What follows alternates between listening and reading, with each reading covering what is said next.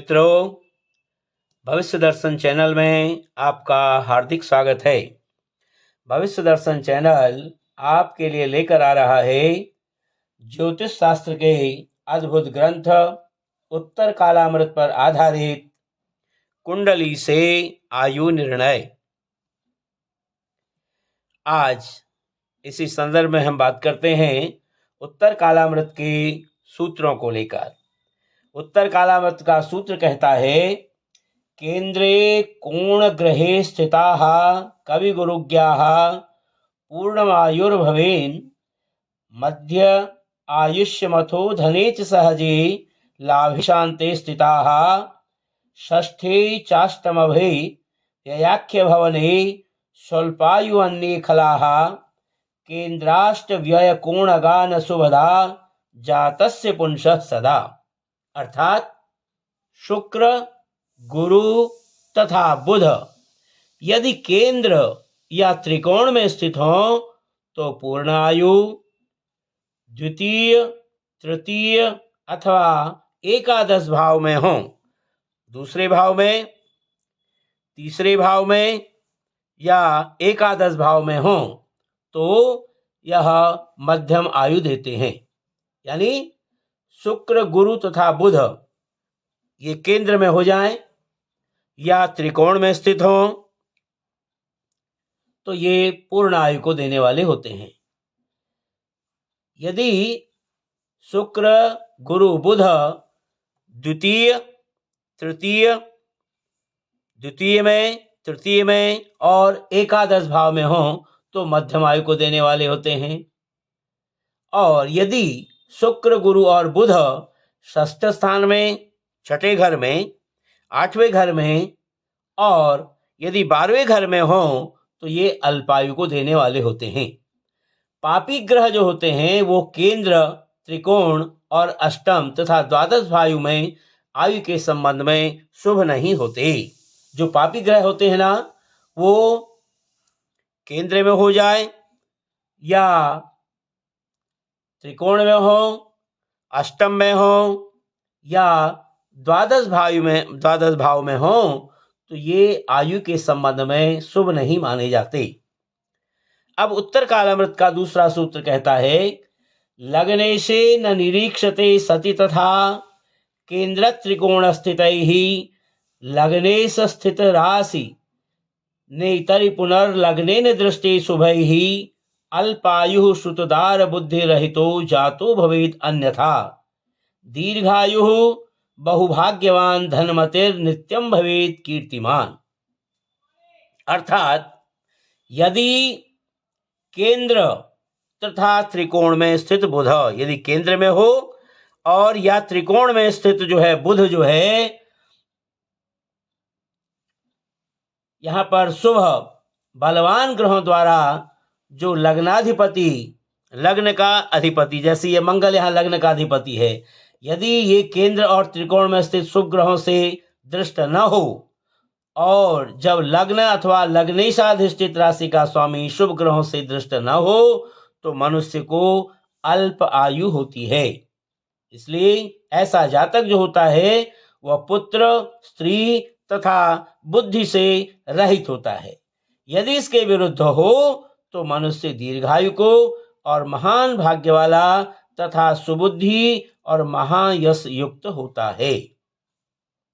अब तीसरा सूत्र क्या कहता है, रंध्राधीश निरीक्षते स्फुटतरे लग्नेब्ज लग्नेथवा जन्मे द्वष्टम लग्न पेरभिभुवा भुजेन वा वीक्षिते लग्नेशाधि न वीक्षितम शुभकरै खेतिर्भवेत् जातको मार्कंडे समायु अप्यति अल्प अतितराम अल्पायुश्चास्पदः। अर्थात यदि लग्न अथवा चंद्र लग्न, चाहे लग्न हो या फिर चंद्र लग्न हो, अष्टमे से यदि ये दृष्ट हो, अष्टमे से यदि ये दृष्ट हो अथवा लग्न से अथवा चंद्र लग्न से अष्टमेश को, यानी कि ये जो अष्टमेश बुध है, अष्टमेश को शनि अथवा मंगल देखता हो तो लग्नेश, चंद्राधिष्ठित राशि का स्वामी, चंद्र अधिष्ठित राशि का स्वामी जैसे ये सूर्य है, अथवा लग्नेश अधिष्ठित राशि का स्वामी यानी कि मंगल, यदि ये शुभ ग्रहों द्वारा दृष्ट न हो तो जातक यदि मार्कंडेय ही क्यों न हो, बहुत अल्प आयु को प्राप्त होता है। ये 3 सूत्र जो है हमें उत्तर कालामृत के हमें बताते हैं। अब यहां पर इसलिए बताया कि जो आयु का निर्णय है एक परम आवश्यक विषय है, इसलिए सब बातों से पहले इसी बात का निर्णय ज्योतिषी को करना उचित है, क्योंकि यदि किसी का आयु बल ही नहीं है तो राजयोग आदि सुख सब व्यर्थ हो जाते हैं। इसलिए शास्त्रों के अवलोकन से हम इस निष्कर्ष पर पहुंचे हैं कि आयु को दीर्घ तथा स्वल्प करने वाले निम्नलिखित अंग हैं। कौन कौन से अंग हैं? पहला अंग है हमारा लग्न तथा लग्नेश की स्थिति। दूसरा है हमारा अष्टम तथा अष्टमेश की स्थिति कुंडली में कैसी है। और तीसरा नियम है तृतीय तथा तृतीयेश की स्थिति कैसी है। और कुंडली में चतुर्थ कारण है आयुष्य कारक शनि की क्या स्थिति है। इन बातों पर यानी लग्न तथा लग्नेश की स्थिति पर, अष्टम तथा अष्टमेश की स्थिति पर, तृतीय तथा तृतीयेश की स्थिति पर और आयुष्य कारक शनि की स्थिति पर कुंडली हमारी आयु की गणना को करती है कि ऐसे जातक की आयु जो है दीर्घ होगी या स्वल्प होगी। अब यदि ये जो वाले हमारे जो ये बताए हैं आपको लग्न और लग्नेश, अष्टम और अष्टमेश, तृतीय और तृतीय आयुष्य कारक शनि, यदि इनकी स्थिति कुंडली में बलवान हो तो मनुष्य को दीर्घ आयु अर्थात 64 वर्ष से ऊपर की आयु प्राप्त होती है। यदि ये अंग लग्न तथा लग्नेश, अष्टम तथा अष्टमेश, तृतीय तथा तृतीयेश और आयुष्य कारक शनि मध्यम बली हो तो मनुष्य की आयु भी मध्यम खंड में पड़ती है, अर्थात 32 से 64 वर्ष के बीच की होती है। और यदि इनकी स्थिति कुंडली में निर्बल हो, लग्न और लग्नेश निर्बल हो, अष्टम तथा अष्टमेश निर्बल हो, तृतीय तथा तृतीयेश निर्बल हो और आयुष्य कारक शनि भी यदि कुंडली में निर्बल हो तो ऐसे जातक की आयु 32 वर्ष से कम की होती है। ये जो विवेचन बताया है ये इसलिए युक्त भी है क्योंकि यह भावात भावपतेश कारक वसात तत्त फलम योजयेत। ये नियम है कि भावात भावपतेश कारक वसात तत्त फलम योजयेत, इसके नियम की शर्तों को ये पूर्ण करती है, क्योंकि इसमें आयु के भाव, उनके स्वामी तथा उसके कारक अर्थात शनि का विवेचन सम्मिलित है। इसी सिद्धांत का अनुसरण करते हुए, ये जो सिद्धांत बताया है इसका अनुसरण करते हुए अब हम आगे की जो है, जैसे ये नंबर 1 की जो कुंडली है आपकी, इस कुंडली के ऊपर हम विचार करेंगे जिसमें व्यक्तियों की स्वल्प आयु रही है। ये 2 कुंडलियां हैं आपके सामने, इन दोनों कुंडलियों में जो है इन व्यक्तियों की आयु जो है वो स्वल्प रही है।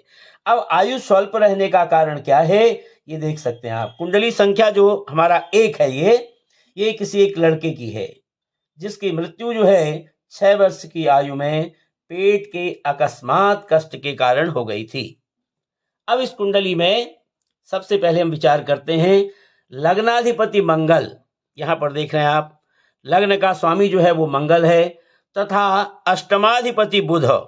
ये जो अष्टमाधिपति बुध है इस पर पूर्ण चंद्र की दृष्टि है, चंद्रमा की पूरी दृष्टि आप देख रहे हैं यहां पर लग्नाधिपति मंगल पर और अष्टमाधिपति बुध पर चंद्रमा जो है वो पूर्ण रूप से देख रहा है। और लग्न पर एक उच्च गुरु की दृष्टि भी है, यहां पर बृहस्पति देख रहे हैं आप उच्च के हैं और बृहस्पति की उच्च दृष्टि जो है लग्न पर है। इन शुभ प्रभावों के होते हुए भी आप देख रहे हैं चंद्रमा की शुभ दृष्टि हो गई और उच्च की बृहस्पति की शुभ दृष्टि यहां पर हो गई, इसके बावजूद भी लड़का अधिक आयु न पा सका। इसका कारण क्या है?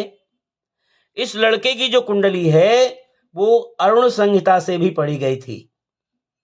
जबकि इसकी आयु बताई गई थी उसमें 3 या 4 वर्ष की थी। अरुण संहिता में उसमें लिखा था कि लड़के को 7 वर्ष की आयु में मृत्यु का भय है। इसके पिता को चाहिए कि 6 वर्ष की आयु से पहले पहले सूर्य बीज मंत्र का जाप कर ले, नहीं तो मृत्यु अवश्यंभावी होगी। परंतु खेद कि पिता ने उक्त उपाय नहीं किया और लड़के की मृत्यु हो ही गई। अब प्रश्न यह है कि उपरोक्त शुभ योगों के रहते हुए भी, कौन से शुभ योग थे? चंद्रमा की पूर्ण दृष्टि थी लग्नेश पर और अष्टमेश बुध पर, और लग्न पर जो है उच्च की बृहस्पति की दृष्टि थी। ये सारे शुभ उपायों के, शुभ योगों के होते हुए भी बालक को क्यों इतनी थोड़ी आयु प्राप्त हुई? क्यों ये जो है अल्पायु में मृत्यु को प्राप्त हो गया? अब इसका उत्तर देखिए आप। इसका उत्तर है हमारी बुध की स्थिति। अब यहां पर जो बुध है हमारा अष्टमेश बुध है, जैसे यहां बताया था अष्टम तथा अष्टमेश। अब यहां पर अष्टमेश जो बुध है हमारा, इस कुंडली में अष्टमेश होने के कारण ये आयु का प्रतिनिधित्व करता है। यह तो आप जानते ही हैं कि प्रभाव ग्रहण करने में अन्य ग्रहों की अपेक्षा बुध का नंबर पहला है। यानी कि बुध जो है वो किसी भी ग्रहों के साथ बैठता है तो उनके प्रभाव को स्वयं अपने अंदर ले लेता है। इसलिए बुध पर जो है आप देख रहे हैं राहु और शनि का पाप मध्यत्व है। यहाँ बुध जो बैठा हुआ है, इधर देखिए आप राहु है और इधर जो है शनि है, तो ये दोनों के पाप मध्यत्व है। एक तो कारण ये रहा, और सूर्य की युति भी इसके साथ है। पापी ग्रह सूर्य के साथ भी जो है बुध की युति है, उसके कारण भी जो है ये बुध जो है बहुत पीड़ित हो रहा है। इसके अतिरिक्त आप देखिए बुध पर उसके शत्रु मंगल की भी युति है। यानी जो हमारा अष्टमेश आयुष्य कारक बुध है वो पूर्ण रूप से पाप पीड़ित हो गया। एक तो राहु और शनि के पाप मध्यत्व में हो गया, दूसरी बात सूर्य की युति उसके साथ है, और तीसरा जो है मंगल यानी उसके शत्रु मंगल की युति भी जो है वो बुध के साथ है। इस प्रकार 3-4 पाप प्रभाव में बुध जो है हमारा पड़ा हुआ है। यानी कि 4 जो है ये पाप प्रभाव यहां पर है, राहु, शनि, मंगल और सूर्य। इन पाप प्रभावों का फल इतना अधिक हुआ कि बुध पर जो चंद्रमा की दृष्टि थी वो निष्फल रही। यानी चंद्रमा की शुभ दृष्टि का कोई फल जो है इस बुध पर नहीं पड़ा। इस कुंडली से हम यह बात सीख सकते हैं कि बुध यदि अष्टमेश होकर, बुध जो है यदि अष्टमेश होकर के 3 या 3 से अधिक प्रभाव में हो, यहां पर 3 हो या 3 से ज्यादा, लेकिन यहां पर बुध जो है वो 4 पाप प्रभाव में पड़ा हुआ है, तो ये आयु को शीघ्र समाप्त करता है। अब यहां पर आपने देखा लग्न में उच्च की बृहस्पति की दृष्टि होने से भी और चंद्रमा की इस पर शुभ दृष्टि होने के बावजूद भी यह बुध जो है हमारी कुंडली में, इस कुंडली में पाप पीड़ित रहा और जिसने आयु को शीघ्र समाप्त किया। हाँ, एक बात हम और कह सकते हैं कि यदि मंत्र आदि से उपाय किया जाए तो बुध पर जो पड़ने वाली शुभ दृष्टि से है, मंत्र द्वारा लाभ उठाया जाए तो वो दूसरी बात है। थोड़ा बहुत मंत्रों का प्रभाव भी जो है इस पर पड़ेगा तो वो एक दूसरी बात हम कह सकते थे। अब दूसरी बात यह है, आप कहेंगे माना कि बुध जो है अत्यंत पीड़ित है, पीड़ित अवस्था के कारण आयु संबंधी अनिष्ट स्थिति उत्पन्न हुई, परंतु यहां पर आप गुरु, आप देखिए कि गुरु की उच्च दृष्टि जो है लग्न पर पड़ रही है, तो इस दृष्टि से आयु को दीर्घ क्यों नहीं किया, ये दूसरा प्रश्न हमारे सामने आ जाता है। अब हम बात करते हैं, यहां पर देखिए आपका कहना तो बिल्कुल ठीक है, उचित है, क्योंकि बृहस्पति लग्न को जो है उच्च दृष्टि से देख रहा है, लग्न तथा लग्नेश यानी लग्न को उच्च दृष्टि से देख रहा है, और लग्नेश पर जो है चंद्रमा की शुभ दृष्टि भी है। लेकिन इतना होने के बावजूद भी इसने आयु को दीर्घ क्यों नहीं किया? अब यहां पर सबसे बड़ी चीज क्या है ये गुरु जो है, इस गुरु पर हम ध्यान देते हैं अब। तो गुरु जो है तभी जो है प्रभावकारी होगा जब ये ताकतवर हो। अब यहां गुरु जो है नवम स्थान में होते हुए भी, उच्च राशि का होते हुए भी निर्बल है। अब किस प्रकार से निर्बल है? गुरु स्वयं अत्यंत पाप दृष्ट है। पाप दृष्ट कैसे है? गुरु पर एक ऐसे शनि की दृष्टि पड़ रही है। देखिए आप, यहां शनि जो है अपने अपने जो है खुद जो है अपने घर में बैठा हुआ है, तृतीय स्थान में बैठा है। यहां से पाप दृष्टि जो है बृहस्पति के ऊपर डाल रहा है, गुरु के ऊपर डाल रहा है। स्वक्षेत्री होने के कारण ये बहुत बलवान है। इतना ही नहीं, शनि जो है एक ऐसी राशि का स्वामी है, ये शनि जो सूर्य और मंगल जैसे दो पापी ग्रहों के साथ जो है, ये इन दोनों पापी ग्रहों का स्वामी भी है ये शनि। तो इसमें और ताकत आ गई। अतः शनि की दृष्टि में जहां इसका अपना कुरत्व सम्मिलित है, वहां इसमें सूर्य और मंगल आदि का पापत्व भी मिला हुआ है। अब आप देखिए, कुंडली में बृहस्पति भी जो है, जो ताकतवर होते हुए दिखाई दे रहा है हमको, वो वास्तव में ताकतवर नहीं है। क्योंकि शनि पर जो है, बृहस्पति पर जो है शनि की दृष्टि पड़ रही है, और शनि जो है वो पाप अधिष्ठित मंगल और सूर्य की पाप अधिष्ठित ग्रहों का स्वामी भी हो गया। इसलिए इसमें और भी ताकत आ गई। इसलिए शनि जो है, बृहस्पति जो है कमजोर पड़ गया। अब दूसरी बात देखिए आप, इसके अतिरिक्त आप जो देख रहे हैं, गुरु पर यहां पर राहु की दृष्टि भी है। क्रूर ग्रह राहु की पंचम पूर्ण दृष्टि भी है। यही कारण है कि गुरु जो है वो मोटी दृष्टि में हमें बलवान तो दिखाई देता है, वास्तव में ये बलवान नहीं है, ये निर्बल है। इसीलिए इसकी लग्न पर दृष्टि लग्न को कोई लाभ नहीं पहुंचा रही है। तो हमारा जो ये पहला नियम था, लग्न तथा लग्नेश, लग्नेश पर और लग्न पर शुभ दृष्टि के होते हुए भी यह कामयाब नहीं हुआ, इसने कोई फल हमें नहीं दिया। तो कहने का भाव यह है कि आयु होते हुए भी बुध के प्रबल प्रभाव, पाप प्रभाव में आने के कारण, ये जो अष्टमेश हमारा बुध है, ये प्रबल पाप प्रभाव में आने के कारण बालक को स्वल्प आयु की प्राप्ति हुई। अब एक और दूसरी बात है जिसकी ओर हम पाठकों का ध्यान आकर्षित करना चाहते हैं, वो यह है कि इस कुंडली में जो लग्नाधिपति जो मंगल है, वो मंगल भी निर्बल है। मंगल की निर्बलता का पहला कारण तो यह है कि ये शत्रु राशि में है, क्योंकि शनि की राशि में है, ये शत्रु राशि में है। एक कारण तो ये हुआ। दूसरा कारण यह है कि ये सूर्य के साथ है। तीसरा कारण यह है कि मंगल पर राहु तथा शनि का पाप मध्यत्व है। अब ये आप कारण देख रहे हैं, यहां पर लग्नेश जो हो गया हमारा मंगल, शत्रु राशि में हो गया और सूर्य के साथ है। और तीसरा जो है कारण बताया हमका, मंगल जो है ये शनि और राहु के पाप मध्यत्व में है। और चौथा कारण जो है इसका लग्नेश का, वो स्थान विशेष के कारण भी मंगल को दुर्बलता आ गई है। यानी मंगल को जो है दसम स्थान में दिक्बल की प्राप्ति होती है, और दसम से सप्तम अर्थात चतुर्थ स्थान में यदि मंगल रहता है तो वो दिग्बल शून्य हो जाता है।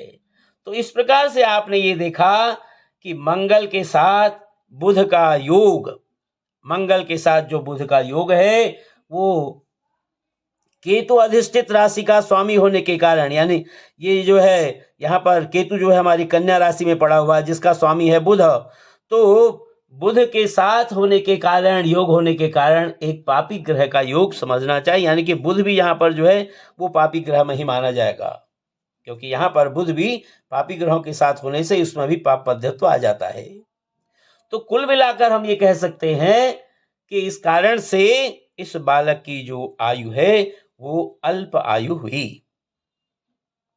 अब इसी संदर्भ में हम दूसरी कुंडली आपके सामने उपस्थित कर रहे हैं। इस बालक की जो मृत्यु है वो 12 वर्ष की आयु में हो गई थी। वो क्यों हुई, यहां पर हम देखते हैं। यहां भी लग्नेश जो मंगल है हमारा, वो चतुर्थ भाव में है। और यहाँ पर जैसे आपको बताया कि भाई यहाँ चतुर्थ भाव में यानी कि दसम भाव में मंगल को जो है वो दिग्बल प्राप्त होता है, लेकिन ये चतुर्थ भाव में आने से ये दिग्बल शून्य हो जाता है और शत्रु राशि में स्थित है और उस पर राहु का केंद्रीय प्रभाव भी है। किसी भी शुभ ग्रह की दृष्टि भी जो है इस मंगल पर नहीं है। यही मंगल चूंकि चंद्र लग्न से अष्टमेश बनता है, चंद्र लग्न से हम यदि देखें तो ये मंगल जो है अष्टमेश हो जाता है, यानी कि अष्टम स्थान पर मेष राशि है, मेष राशि का स्वामी है मंगल, तो ये चंद्र लग्न से अष्टमेश भी बन गया। इसलिए इसकी जो निर्बलता है वो आयु के लिए और भी हानिकारक है। अष्टम भाव पर शनि का केंद्रीय प्रभाव है, यानी शनि मंगल अधिष्ठित राशि का स्वामी है। अब यहां पर आप शनि देख रहे हैं ना, शनि जो है वो मंगल अधिष्ठित राशि का स्वामी हो गया शनि, अतः शनि के प्रभाव में मंगल का प्रभाव भी सम्मिलित है। अब जो शनि हमारा आयुष्यकारक होता है वो शनि भी जो है यहाँ पर पाप मध्यत्व हो गया। उसी मंगल अधिष्ठित राशि के स्वामी शनि की पूर्ण दृष्टि अष्टमाधिपति बुध पर पड़ रही है। यहाँ पर देख रहे हैं ये अष्टम अधिपति अष्टमेश का स्वामी है बुध, और ये शनि यहाँ से जो है हमारे अष्टमाधिपति जो है इसको यानी 7, 8, 9, 10 यानी बुध पर जो अष्टमाधिपति जो बुध है उस बुध पर शनि की पूर्ण दृष्टि भी पड़ रही है। जो सूर्य के तथा केतु के अधिष्ठित राशि के स्वामी सूर्य और केतु, यानी सूर्य जो है यहाँ पर केतु हमारा जो है ये केतु अधिष्ठित राशि है शुक्र, और यहां पर शुक्र के साथ यहाँ पर सूर्य के साथ और केतु अधिष्ठित राशि शुक्र के साथ जो है यहाँ पर बुध जो है यहाँ पर पड़ा हुआ है। अतः बुध पर अष्टम भाव पर और लग्नेश ये सारे हमारे पाप प्रभाव में, बुध भी पाप प्रभाव में है, लग्नेश भी पाप प्रभाव में है, और अष्टम का स्वामी जो बुध है वो भी पाप प्रभाव में पड़ा हुआ है। और केंद्रों में पापी ही पापी ग्रह विद्यमान, जैसे इस कुंडली में देख रहे हैं आप, केंद्र में लग्न में राहु हो गया, चतुर्थ स्थान में मंगल हो गया और सप्तम में केतु हो गया। यानी ये तीनों ही जो हमारे केंद्र हैं इन केंद्रों में जो है सारे ही जो है पापी ग्रह विद्यमान हैं। केंद्रों में पाप ग्रहों की स्थिति जो है वो लग्न को निर्बल करती है, ये है नियम, यह सिद्धांत सर्वसम्मत है। यदि और विस्तृत दृष्टि से हम यदि विचार करें तो बुध चूंकि चंद्र लग्न का स्वामी है, यहाँ देख रहे हैं आप चंद्र लग्न का स्वामी बुध हो गया, लग्नेश भी जो है यहाँ पर पाप पीड़ित हो गया, अतः पाप प्रभाव में है, इसलिए चंद्र लग्न भी जो है हमारा निर्बल हो गया।